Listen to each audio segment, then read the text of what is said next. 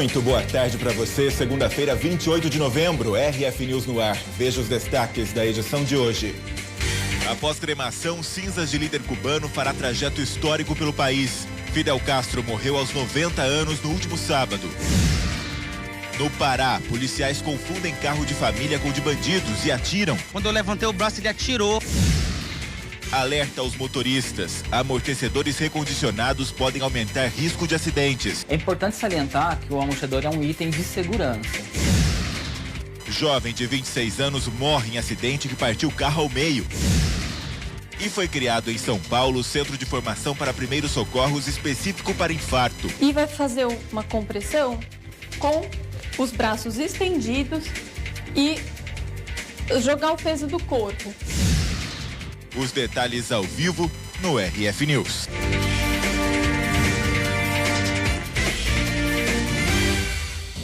Abrimos essa edição com um alerta aos motoristas. Você sabia que comprar amortecedor recondicionado para carro pode aumentar o risco de acidentes? É o que dizem os especialistas. Com uma câmera escondida, fomos a uma loja especializada em peças Carros em São Paulo. Tem amortecedor de força aí? Dois dianteiros. 110? A venda de amortecedores recondicionados é permitida e o vendedor explica como é feita a reforma do equipamento. Isso é remanufaturado? Como é que é? É remanufaturado. Mas como é que faz para remanufaturar? Como é que é? A gente abre ele, troca retentor, troca reparo. Você troca as partes de dentro, tudo. Pressuriza ele. Nossa equipe desconfia. Dá para confiar, né, moço? Dá, é 1 ano de garantia. 1 ano? Qual que é de remanufaturado para... Tem um que eles falam que é aproveitado. Então, é porque assim, tem algumas pessoas que pegam esse carro e falam pinta, né? Então aí fica... Você não faz isso aqui não, né? Não, faz o serviço que tem que fazer, né? E com preços que chegam em média 3 vezes menos que um novo, muita gente acaba sendo atraída. Questão de gastar, e do jeito que está a situação, então nós quer gastar bem menos, né? Então, aí compra usado mesmo. O amortecedor é fundamental para dar segurança e estabilidade, por exemplo, na hora de fazer uma curva ou passar por um buraco. Mas antes de sair por aí trocando a peça por uma recondicionada só porque ela é mais barata, verifique se o local é realmente de confiança. É que tem gente vendendo amortecedor como recondicionado sem realmente ter sido. E foi o que aconteceu com os 2 amortecedores dianteiros que compramos na loja. Eles foram apenas pintados para dar uma impressão de novo. Para confirmar, levamos para serem testados em uma das principais fabricantes da peça no mundo. Ao lado de um amortecedor novinho, não há muita diferença. Por isso, testamos em uma máquina que simula o funcionamento deles em um carro. E o resultado chamou a atenção. Se eu montar as 2 peças no mesmo carro, eu vou ter um comportamento diferente do lado direito para o lado esquerdo. Então a gente percebe que uma peça está com mais carga, que é essa com a linha vermelha, e uma outra com menos carga, que está com a linha preta. Então essa diferença de carga no eixo, ela é muito significativa para muitas vezes perder o controle do carro e estar sujeito a sofrer um acidente. Depois abrimos o amortecedor para análise do óleo. A cor escura denuncia: ele não foi trocado. Veja como é um óleo sem ainda ter sido usado.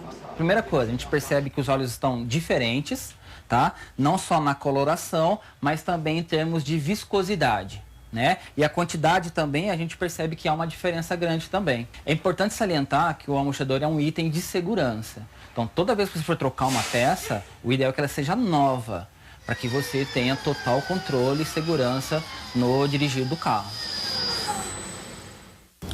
Pelo menos 15 pessoas ficaram feridas depois que um ônibus capotou em uma estrada de São Paulo. Coloca as imagens. O acidente aconteceu na rodovia Joaquim Simão de Santa Isabel, na região metropolitana. De acordo com o Corpo de Bombeiros, o ônibus transportava funcionários de uma empresa. 12 viaturas e o Águia da Polícia Militar foram deslocados até a região para atender essa ocorrência. Ainda não há informações sobre o estado de saúde das pessoas envolvidas nesse acidente. E outro acidente, dessa vez no centro de Ribeirão Preto. 2 veículos se chocaram. Coloca as imagens. Um dos carros ficou com as rodas para cima. 5 vítimas resultaram dessa colisão. Diversas viaturas de resgate foram até o local. Algumas vítimas estavam no chão aguardando socorro. Elas foram encaminhadas ao hospital e, apesar das imagens, todas tiveram ferimentos leves. De acordo com a polícia, um dos motoristas não respeitou a sinalização e acertou o outro em cheio. Mas o caso ainda será investigado. Que bom que ninguém se feriu com gravidade, né? E um jovem de 26 anos morreu na noite de ontem após se envolver em um acidente no anel viário de Limeira. O veículo em que ele estava se partiu ao meio com o impacto da batida. Wesley Rocco, de 26 anos, morreu na hora. O jovem estava sozinho no momento do acidente, que aconteceu na noite de domingo no anel viário, próximo ao bairro Granja Machado, em Limeira, no interior de São Paulo. Ele seguia com o carro no sentido bairro Centro quando perdeu o controle e atingiu um poste. A pancada foi tão forte que o carro se partiu ao meio e uma parte dele foi parar a aproximadamente 30 metros de distância. Ainda não se sabe as causas do acidente. De volta e ao vivo para todo o Brasil, agora são 12h14.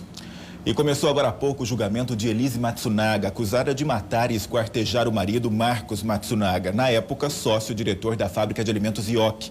Olha só as imagens. Elise Matsunaga está sentada próxima aos advogados de defesa, de onde vai acompanhar tudo. Ela chegou ao Fórum da Barra Funda por volta das 9 horas da manhã, após ter saído 7h15 da penitenciária de Tremembé, no interior de São Paulo. O julgamento pode durar até 5 dias. 20 testemunhas e 2 peritos devem ser ouvidos. 10 pessoas indicadas pela acusação feita pela promotoria e os outros 10 foram indicados pela defesa. Depois de todos os depoimentos, os advogados vão ter 1h30 para convencer o júri popular. 7 pessoas que foram escolhidas por meio de um sorteio. Essas pessoas não têm nada a ver com o caso, mas vão definir o futuro de Elise Matsunaga. A condenação que ela enfrenta é de homicídio doloso triplamente qualificado, por motivo torpe, meio cruel e por não ter dado chance de defesa da vítima. E ainda por destruição e ter escondido o corpo do marido. Se Elise for condenada a todos esses crimes, a pena máxima pode chegar a 30 anos de prisão. Agora olha essa no Pará. O carro em que uma família viajava foi alvo de vários tiros disparados por policiais rodoviários federais, que no momento da ação estavam com o apoio de policiais militares, perseguindo bandidos. Confundidas com criminosos, as vítimas escaparam da morte e sofreram ferimentos causados pelos estilhaços dos vidros do veículo. Ainda muito abalado, Ricardo mostra as marcas pelo corpo. Ele foi ferido no rosto e no pulso, tudo causado pelos estilhaços do vidro do carro, atingido por vários tiros que teriam sido disparados por agentes da Polícia Rodoviária Federal. Essas fotos mostram o estado em que o veículo ficou. Levantei o braço. Quando eu levantei o braço, ele atirou. Atirou em mim, provavelmente pegou aqui no meu coisa, que pode ver que queimou a minha mão. Estilhaçou aqui. Isso é uma prova que eu estava com a mão assim, deste jeito. Após esse disparo, eu protegi a minha esposa, me abaixei, a minha mãe também tentou nos proteger, se abaixou. E eles deram, sem dúvida, mais de 10 a 20 tiros, mais ou menos. No carro também estavam a mãe de Ricardo e a esposa grávida de 7 meses. A família seguia para Mosqueiro, onde iria participar de um culto numa igreja, quando foi surpreendida pela ação da Polícia Rodoviária Federal. Tudo aconteceu no quilômetro 17 da BR-316, antes de chegar no município de Benevides. A sogra de Michele ainda permanece internada, mas passa bem. Ela também foi atingida por vários estilhaços de vidro.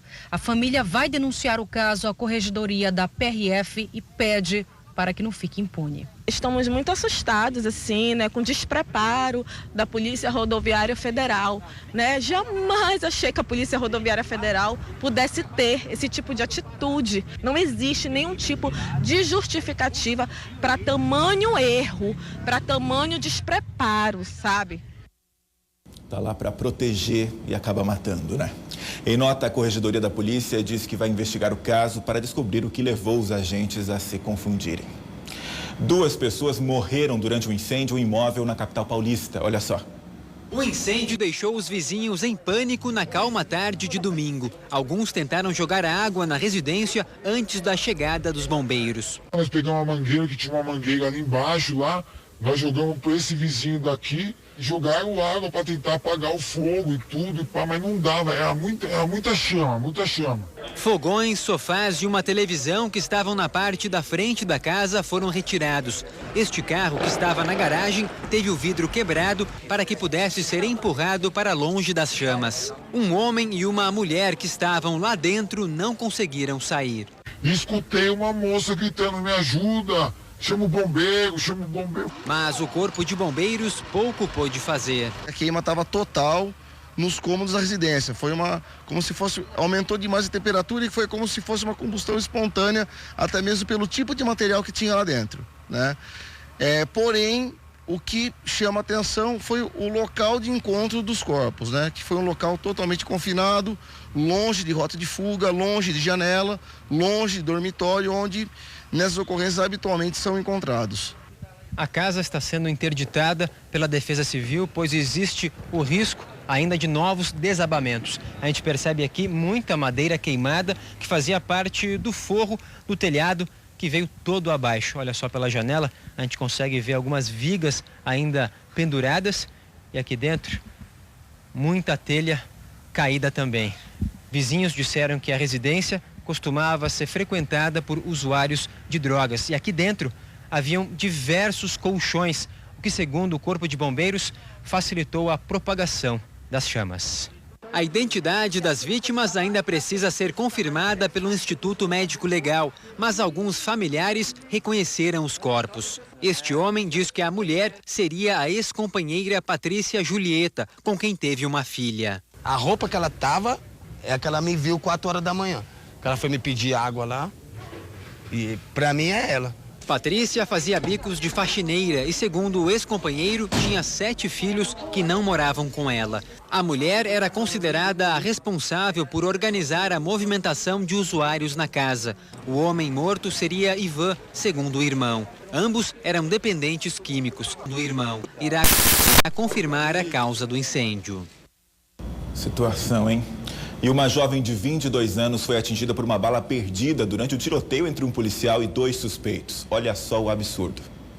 As marcas dos tiros ficaram por todos os lados. Dezenas de disparos que assustaram quem mora nesta rua da Zona Leste de São Paulo. Pensava que era bomba, que foi demais, foi em seguida um atrás do outro. Era um tiroteio entre um policial militar que tinha acabado de sair do trabalho e uma dupla de ladrões de carro. Testemunhas disseram que o carro foi levado daquela viela. Um policial à paisana que percebeu a ação dos criminosos perseguiu o veículo e nesta altura aqui trocou tiros com os bandidos. E nesses disparos acabou atingindo uma jovem de 22 anos que passava aqui pela calçada. Ela ficou caída exatamente ali, onde recebeu os primeiros socorros. Milene Oliveira tinha saído de casa para comprar leite para a filha. Aí eu passei ali pela esquina e quando eu entrei na rua, tinha uma moça de uma barraca de cachorro-quente. Aí ela falou para mim, moça, se abaixa. Quando eu fui me abaixar é que eu senti a bala. Nosso helicóptero mostrou a movimentação de policiais e bombeiros logo depois do tiroteio. Milene teve sorte que o tiro pegou de raspão. Tá um pouco dolorida ainda. Queima, sabe? A pele fica queimando, tá sangrando um pouco ainda também. A Polícia Militar informou que ainda não foi possível determinar de qual arma partiu o tiro que atingiu Milene. O carro foi abandonado próximo do local onde houve o confronto. Um dos criminosos foi ferido e acabou preso quando procurou atendimento no hospital.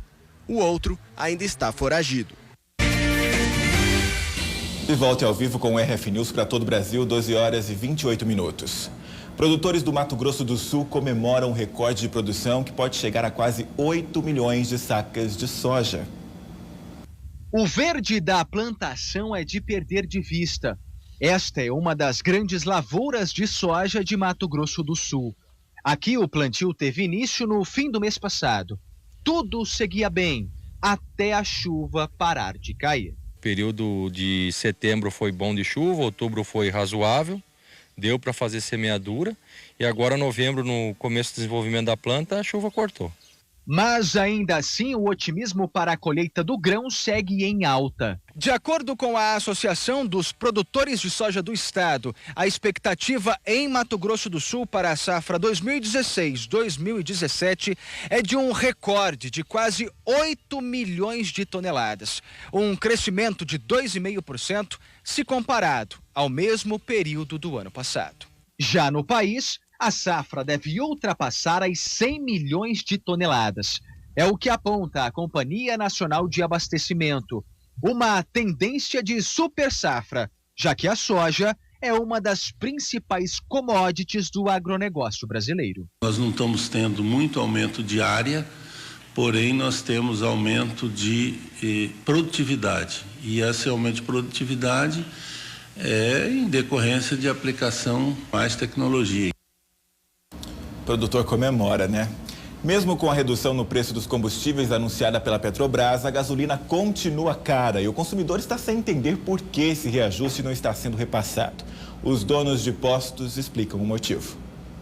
Quando soube da redução dos preços dos combustíveis, o engenheiro achou que teria menos despesas para encher o tanque, mas se enganou. Aqui na região não existe nenhum que abaixou ou reduziu o preço. Só de gasolina, este motorista gasta R$ 2.400 por mês. E não foi desta vez que ele conseguiu economizar. Só vejo só valores mais altos. Com a redução do preço para as distribuidoras, a expectativa era o repasse para os postos. Segundo o Sindicato dos Postos de Combustíveis, ocorreu o contrário. A gasolina está mais cara, inclusive para eles, que revendem o produto. Nos últimos 40 dias foram 2 anúncios de redução de preço, 14 de outubro e 8 de novembro. No total, o litro do diesel deveria cair a 30 centavos e o da gasolina, 10 centavos nas distribuidoras. Nós não baixamos porque não recebemos esse desconto. Quer dizer, se o governo baixou o preço, para nós não chegou. Nosso preço continua sendo o mesmo. Portanto, eu não posso repassar o que eu não recebi. As notas fiscais comprovam que as distribuidoras não repassaram a redução. No dia 7 de novembro, a gasolina foi vendida a R$ 3,13. No dia 9, um dia depois do anúncio da redução, o litro foi vendido pelo mesmo valor, R$ 3,13. Enquanto essa conta não fecha, falta coragem para encher o tanque. Eu vou botando 50-50. Meu marido fala, Renato, você tem que encher o tanque, mas não tenho coragem de encher. Que aí é quase R$300, não dá não. O RF News de volta é ao vivo para todo o Brasil, agora são 12h36. O corpo do ex-líder cubano Fidel Castro foi cremado. As cinzas vão percorrer o país durante essa semana. Coloca as imagens. Visitantes e moradores de Havana podem prestar as últimas homenagens a Fidel na Praça da Revolução, agora que são 9h36 em Cuba. E também, por lá, né, em Cuba, na verdade, agora são 12h36. O corpo vai ficar lá até sábado e até lá um canhão vai ser disparado a cada hora em Cuba. Emissoras de rádio e de TV também vão estar com uma programação especial nestes 9 dias dedicados ao funeral do líder. E a morte de Fidel Castro aos 90 anos traz incertezas sobre o futuro da ilha, que ele comandou por quase 5 décadas. A animada Havana agora está em silêncio.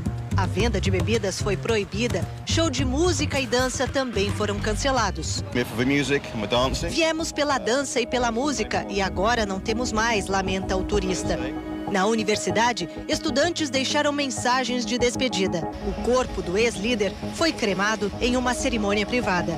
Agora o país se prepara para mais 7 dias de homenagens. As cinzas do ex-presidente cubano vão percorrer 1.000 quilômetros pelo país até chegar a Santiago de Cuba. A cidade é o berço da Revolução Cubana. O homem que comandou a ilha por quase meio século foi o líder mundial que mais tempo permaneceu no poder. Sua morte provocou reações diversas, de dor e de felicidade. Ele era o nosso comandante, o pai da revolução, disse o homem.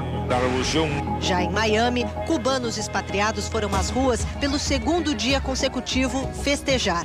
É a morte de um tirano e isso nos dá esperança. Uma esperança enorme, afirmou o exilado. Para uns, ditador, para outros, um revolucionário.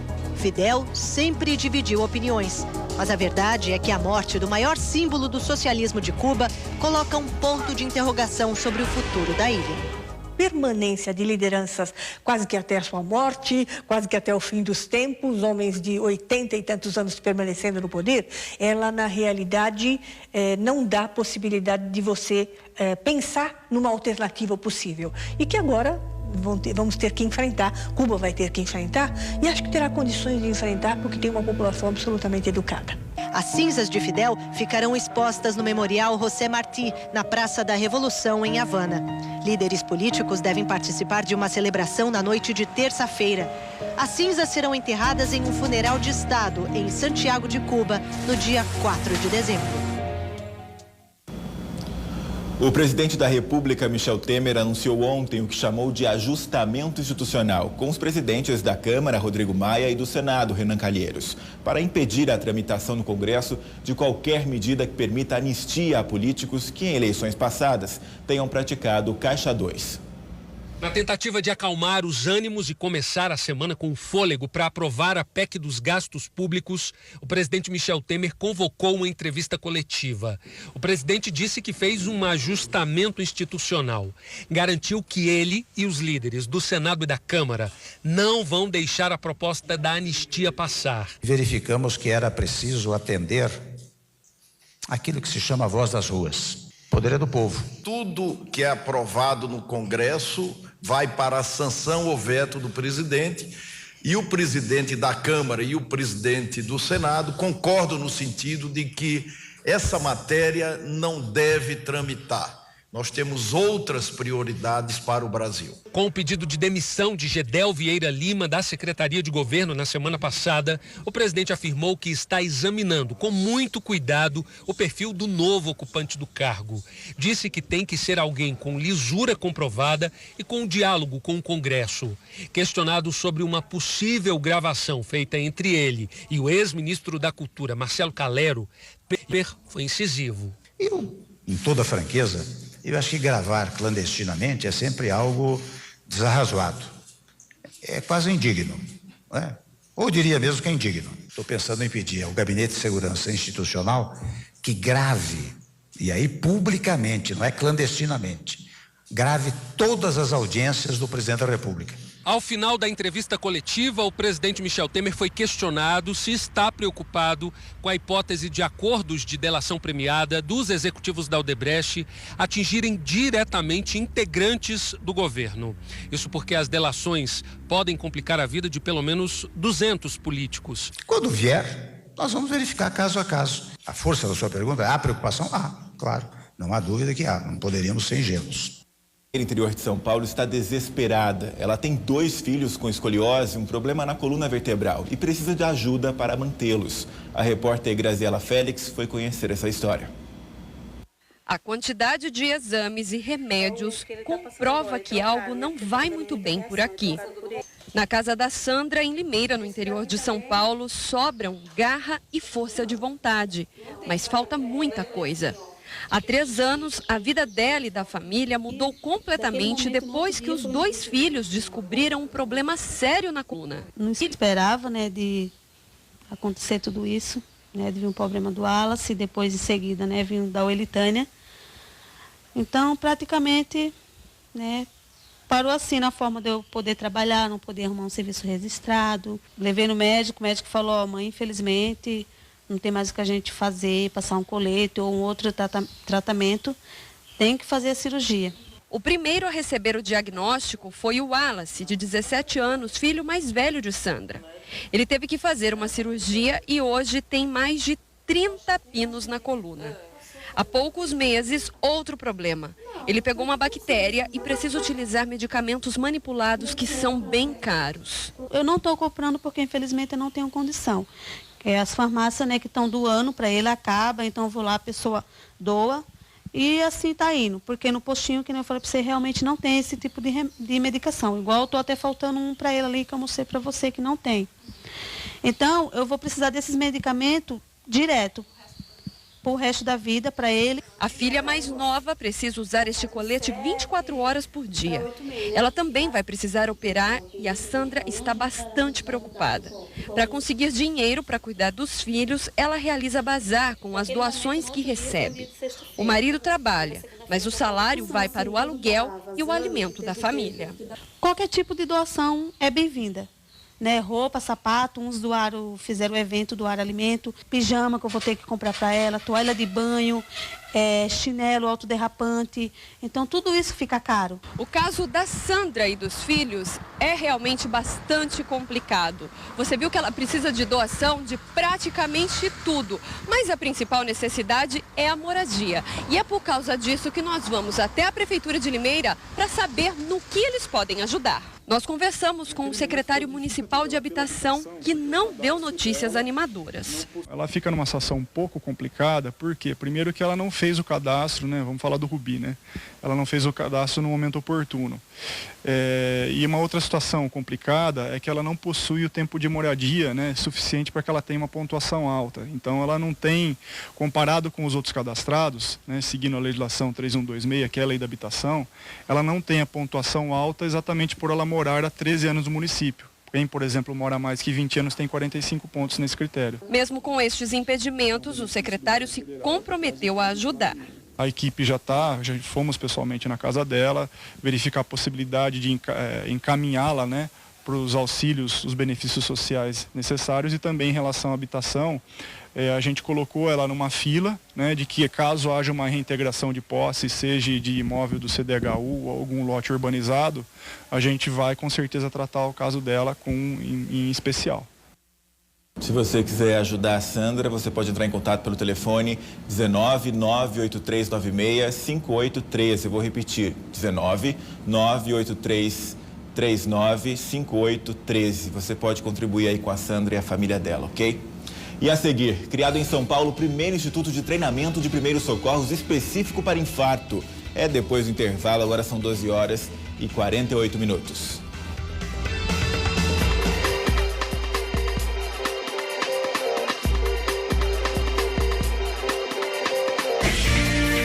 Fazer quando alguém estiver sofrendo um infarto bem na sua frente. Você sabe, esse conhecimento pode fazer toda a diferença entre a vida e a morte da vítima.